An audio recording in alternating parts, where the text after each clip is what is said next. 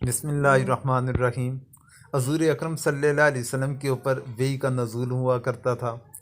तो अब नज़ूल वही की कितनी अक़साम है, तो ये 7 अक़साम इसकी मशहूर हैं। वही के नज़ूल की जो अक़साम थी उनमें से पहली जो किस्म है वो सच्चा ख्वाब है कि हज़ूर अकरम सल्लल्लाहु अलैहि वसल्लम को सच्चा ख्वाब आता और अंबिया कराम को ख्वाब जो आता तो वो अल्लाह ताला की तरफ से वही तसव्वुर की जाती थी, क्योंकि अंबिया कराम के ऊपर शैतान हावी नहीं हो सकता।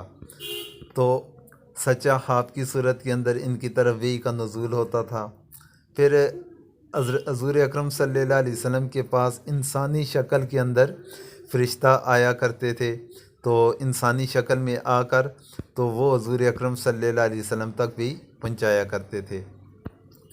फिर इसी तरह घंटी की सूरत के अंदर जैसे वही का नुज़ूल होता है, जैसे सलसलतुल जर्स के नाम के साथ पुकारा जाता है कि जिस तरह घंटी की आवाज़ होती तो इसके साथ उसे तशबीह दी जाती है।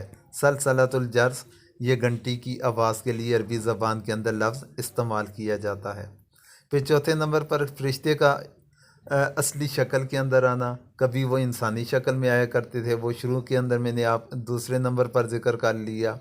फिर फ़रिश्ते का हज़रत जिब्राईल अलैहिस्सलाम का अपनी असल शक्ल व सूरत के साथ आना, ये भी एक वही का नज़ूल वही का तरीक़ाकार था। अल्लाह ताला का बराह रास्त हुक्म दे देना, ये भी एक तरीक़ाकार था। अल्लाह ताला का पर्दा में रहकर वही करना, ये भी एक नज़ूल वही का तरीक़ाकार था। और 7वें नंबर पर फ़रिश्ता दिखाई दिए बग़ैर दिल के अंदर बात डाल देना, ये 7वां तरीक़ा था। ये 7 तरीक़ाकार थे कि जिन तरीक़ाकार के साथ हज़ूर अकरम सल्लल्लाहु अलैहि वसल्लम के ऊपर वही का नुज़ूल हुआ करता था। आखिर में आप हज़रात से दुआओं की दरख्वास्त है।